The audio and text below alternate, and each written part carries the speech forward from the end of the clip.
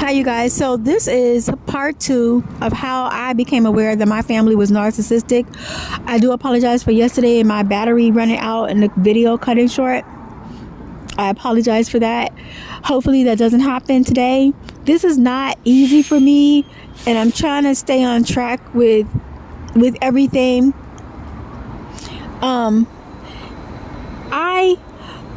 It was when I moved away from them that I started to reevaluate my life and started to notice things. But even when I was with them, I was starting to pick up on things. Like, I was picking up on the patterns of my younger sister. Like, she would always seem to know when my energy was high, when I was starting to get on with life, even when she wasn't around me. And she would always come at me with her drama during those times. And once she started to pick up on the fact that I became aware of her patterns, then she would up the ante and become very extreme, very exaggerated, very dire. Everything was very dire. And she would become houndy. If, I started to question her, and is it really as bad as you're making it? Then she would become very defensive and very houndy with me. And then threaten to tell the rest of the family that I'm not trying to be a part of this family.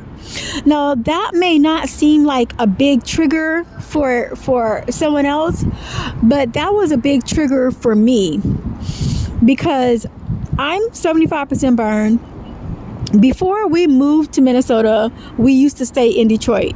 And that's where it was just my mom, us 3 sisters, and my youngest brother. And then we had our house fire. It was an electrical fire that started during a blizzard when we were in Detroit in January. So the wiring in the walls had cracked, and the electricity got out and sparked a fire in the upper part of the house. My youngest sister happened to be downstairs, but the rest of the family was upstairs.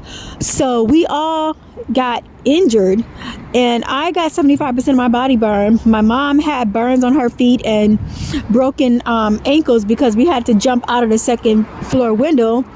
My older sister had 4 cracked ribs, and my baby brother didn't make it out. So so we were all eventually rescued, and we had to spend some time in the hospital. Well, some of our family from the South had came up to Detroit, and they spent some time in the Ronald McDonald House while they waited for us to be released from the hospital. Because of the extent of my burns and the care that still needed to be done with me, and the condition of my mom, I couldn't go back to be with my mom after we were released with the hospital. I was given the choice to either be with my aunt or go with a foster parent that I don't know at all. So I chose to be with my aunt. And when I was with my aunt, they treated me like a stepchild. She treated me so verbally abusive. She was physically abusive and verbally abusive. She treated her children like they could do no wrong. I could not speak on anything that they did to me because they were supposed to be perfect. And if I spoke up about anything that they did to me, I was beat for it. They weren't corrected about anything. So that is just to give you a kind of picture of that situation.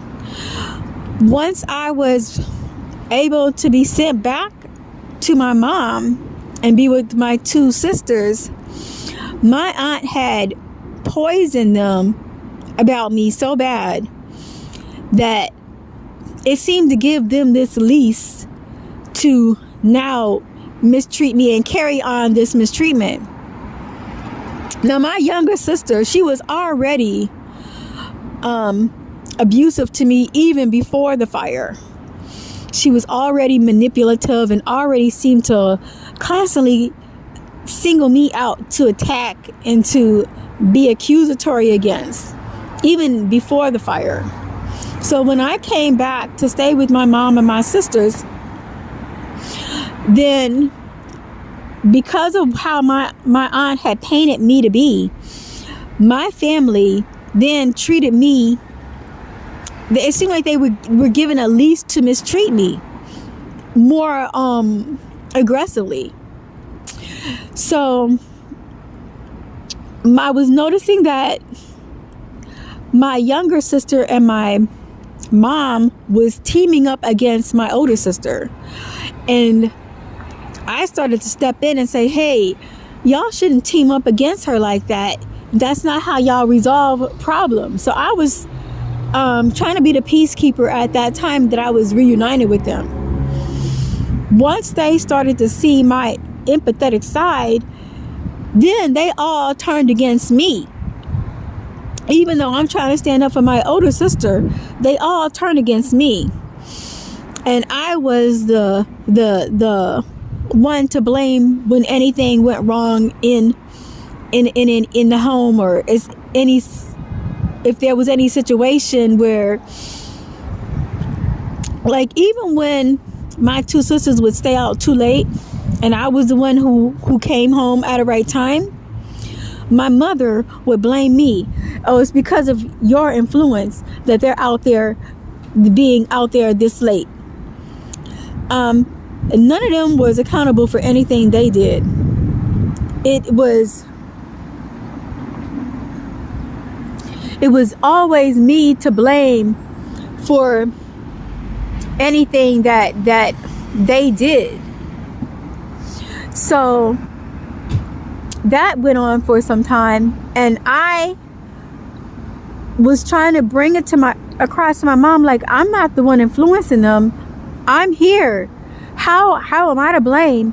But she would get into these rants, and she would continue to make me the blame for everything. So that's one of the other signs. So is that you're the one to blame for everything that goes wrong, even when there's no way that you're at fault for this, no way that you even have anything to do with it. Somehow they're going to find a way to make you at fault, even for what somebody else did. That's at least was my case.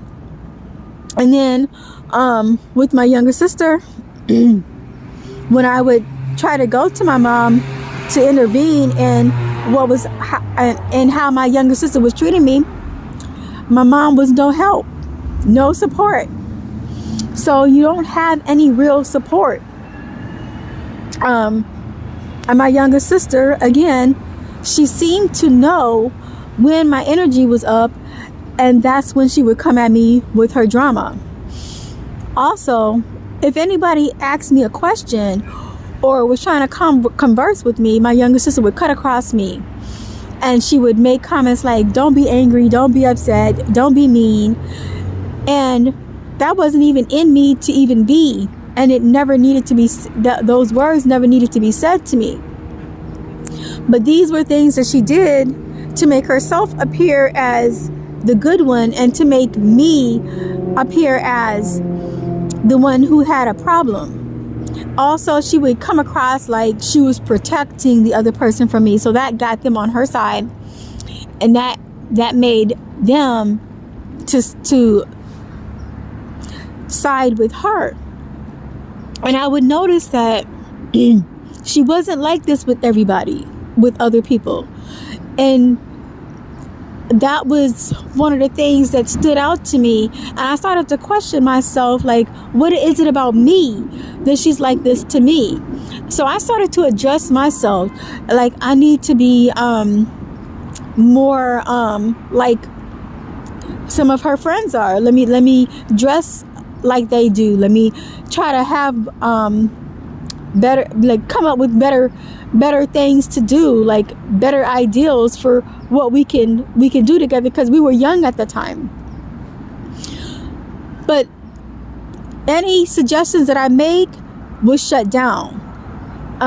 It was only their suggestions, only my younger sister, my older sister's suggestions that they went along with. If we were riding in the car together and they were talking, if I tried to intercede and inject into the conversation, they would just talk right past me as if I wasn't even there. It was as if I was this invisible person in the vehicle, and the conversation was only between them two. So I was shut down and shut out. And when I would I tried several times talking with my sister about this, and she would act like she don't know what I'm talking about. She don't remember something. All of a sudden she has amnesia, or that's in the past. That was her biggest go-to. That is in the past. So when I became separated from them and moved away from them and started to evaluate all of this, I just started, something in me said, are you really how they are making you out as? Think about it. Think about who you really are and how you operated around them. And I couldn't think of any horrible thing that I had done to them.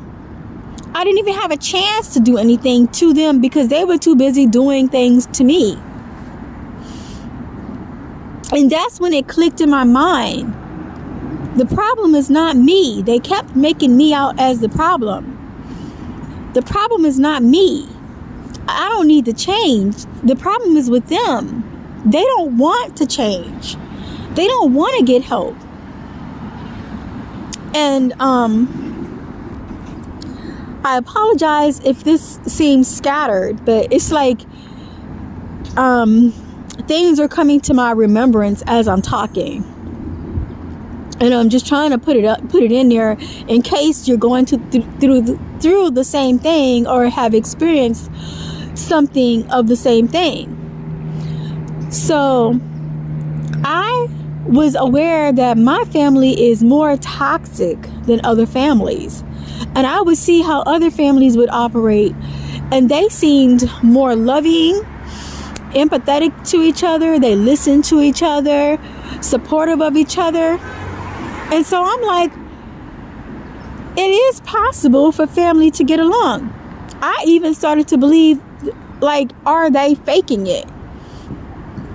Are they really this loving, or are they just being that way in front of me? But the emotion that I got from them, from being around other families, was like, this was genuine, healthy family. Yeah, they had their hiccups, but this was basically a more healthier family and a more healthier energy than what I got from being around my family. And my family, when they were around people that they want to impress, then they would talk like they're so loving and they're so good and they're so good to me. And I'm looking at them like, okay, they're talking like they're so loving to me, but I don't see it. And then when the people would leave, I would expect for them to actually start operating in this loving way. And they would go back to their cold, distant way. And so it's like, okay, now I feel used. I feel like you used me to make yourself look good in front of these people, and you're not actually being this way.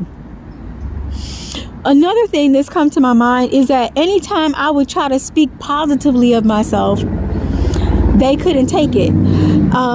They would counterattack me. Oh no, she's not that nice. She's not that good. So they wouldn't allow me to say anything positive about myself, yet they would talk themselves up like they were just so kind. They were so good. And I'm looking at them thinking, no, you're really not. But they had no problem speaking of themselves in these positive ways, but had a problem about me saying anything positive about myself, had a problem with anybody else saying anything positive about me. Also, if I had won an award on my job, and when they found out that I won this award on my job, they were pissed. They were angry. Instead of celebrating with me, and I knew they wasn't going to celebrate with me, but even just hearing that I had won an award made them angry, and they started making comments. Well, they didn't win an award. They didn't get anything, as if to make me feel guilty for having an award, and to make me sympathetic to them for not having an award. And so they don't want to celebrate me at all. Yet when they have accomplishments and they meet some milestones, I'm there to celebrate with them, and it's genuine. It's not fake. It's genuine. And so it's like I was giving, but nobody was giving back, and I felt really empty. I became very empty, and I felt like my actual life force was depleting within me. I felt like I was suffocating inside, like my chest was getting tight inside. It was hard for my heart to even beat. It was hard to get up in the morning. And this, again, was not depression. It was because, to me, again, depression is like when you don't have a good self-esteem and you don't have a good self-outlook about yourself. Even with all this going on, I still somehow saw myself as a good person. I wasn't able to say it, but internally, even though I would question myself because of how they treated me and what they accused me of, even though I would question, am I really this way? Is what they're saying the truth? Somehow I had this knowing in me that I'm really a good person. And so it wasn't depression, because depression is someone who doesn't love themselves and they think that they're not worth anything. I actually did love myself. But it was like this heaviness that was on me. And it was because of the weight and the energy of my family that there was this heaviness upon me. So I was being suppressed. It was this outside force that's suppressing me. And so another thing that's come to my mind as I'm talking is that I hear specialists say, well, you must have had this hero syndrome, or they want to talk about this savior syndrome. I feel like when they make these kind of comments to the empath, that they're victim blaming, because the empath, they're not egotistical like that. They're not doing anything to appear like the savior or to brag to someone like, look at what I did for my family. I'm not even mentioning it to anybody. I don't even bring up those situations out of consideration for the individual. And because it's not worth bringing up, it was just between me and that person. If I did something for that person. And this whole savior thing and this hero syndrome, that does not apply to an empath, an empathetic person, because there is no ego involved. There is no sense of trying to use what they did for someone to make themselves look big to other people. That's not involved. So when I hear specialists say, well, the reason that you did these things was because you had a hero syndrome or because you wanted to be the savior, I decline that. I feel like that's victim blaming. I feel like that's somehow making the problem the victim's fault and not the other person's fault. And so a lot of specialists, that they almost cause more harm when they make these kind of comments and try to get you to be responsible for something that ain't really for you to be responsible for. The narcissist is the one who needs to be accountable and be responsible for how they were. when even when I would say no, my family would attack me. And also, there were times when, if my sister even sensed that I'm going to not do what she's wanting me to do, or if a other family member sense that I'm not going to do what they are asking me to do, they had a way of suppressing something internally within me. It was like something would internally shut down within me that made it impossible for me to even speak up. Sometimes I couldn't even, in my mind, I knew what I wanted to say, but the words couldn't come out because there was this something suppressing my inner system. That is when I realized this is not a behavioral thing, but this is a spiritual thing. There is a spiritual force that is shutting me down, has tapped into me somehow, and is shutting me down and keeping me from functioning the way that I should function. It's not just the verbal abuse, but it was something beyond that was causing me to not be my full self and not be able to operate in my own autonomy. And so I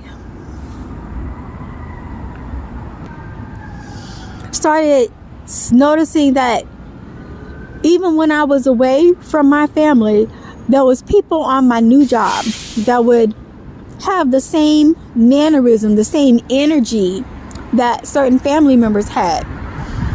And I was seeing that this is a spirit. And this spirit, anyone who has this narcissistic spirit, they seem to operate in certain similar ways.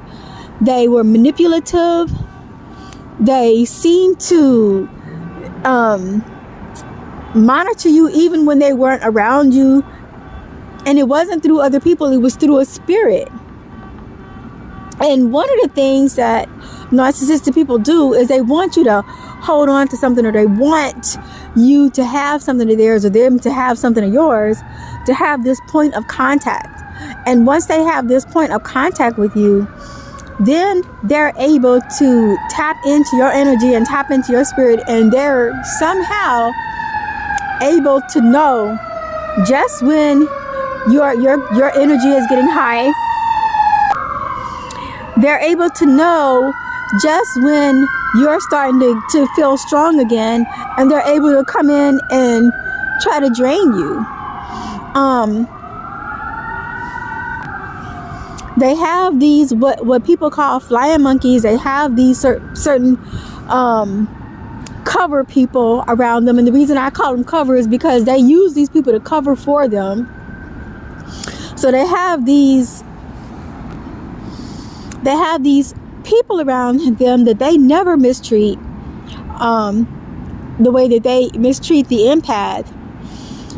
And these people will always have their back. So the moment that the empath starts to speak up about the abuse of this other person, well, their cover people would cover up for them. They would stand up for them, because this person that the empath is speaking about has never been that way to them. So it was a spirit.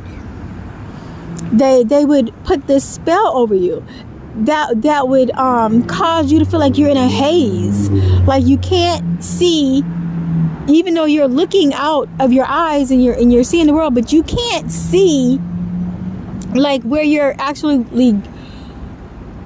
going in life. You can't think clearly because of this haze. And so this was a spirit. Once I realized that this is a spiritual thing, because everybody that I came across who operated like this, they seem to have the same energy, the same spirit. They seem to be able to shut you down internally. Once I started to realize that, then I started to go to God about it. go to God about it, and pray for God to give me strength to like continue on by myself. There were times when I felt like it was very tough living by myself, and it almost seemed like I definitely don't want to go back to where I came from. I don't want to go back around my family, but it was tough moving ahead by myself. But as I continued to pray, and I had to pray for several years about this, like for God to heal me, heal my system. I kept praying for God to heal my system. And then I started learning other prayers, like to renounce, denounce, and to divorce the spirits of these people off of my life. I started to learn prayers to break generational curses.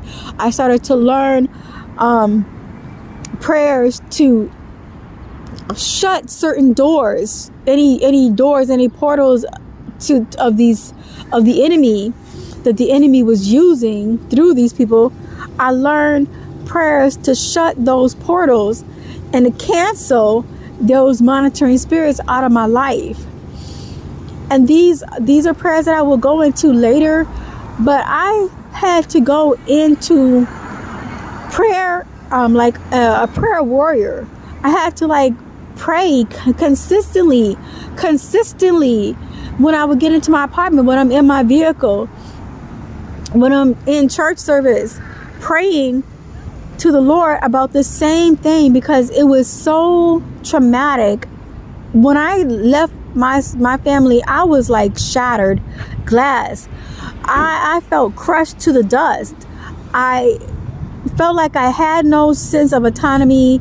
I had no sense of my own strength, being my own person.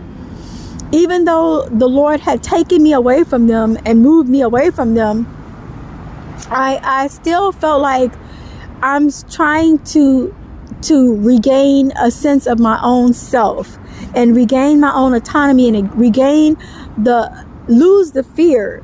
I had to pray for the Lord to take this fear away from me. I felt like I was starting all over in life, like my social skills was not where they needed to be. It really hurt me. There was so much pain, there was so much anger that I had to ask the Lord to take out of me and to remove from me. I was never able to express myself, but I was constantly trying to forgive, because that's the only thing I knew to do, was to forgive them and try to move on. But no matter how much you forgive them, there was this pain was constantly building up. This questioning, why are they like this towards me? And so as I started taking everything to the Lord, then I started to have more and more of a breakthrough, more and more revelations about who my family really were. Then one day, when I'm on listening to like a podcast, I'm hearing about narcissism, and the patterns that they were talking about were the same patterns that I saw in my younger sister and several of my other family members. And so that's when I realized my family is narcissistic, and my younger sister is is a very strong narcissist. But she was the main one targeting me even when we were young children. So this demonic spirit was in her even when we were young children.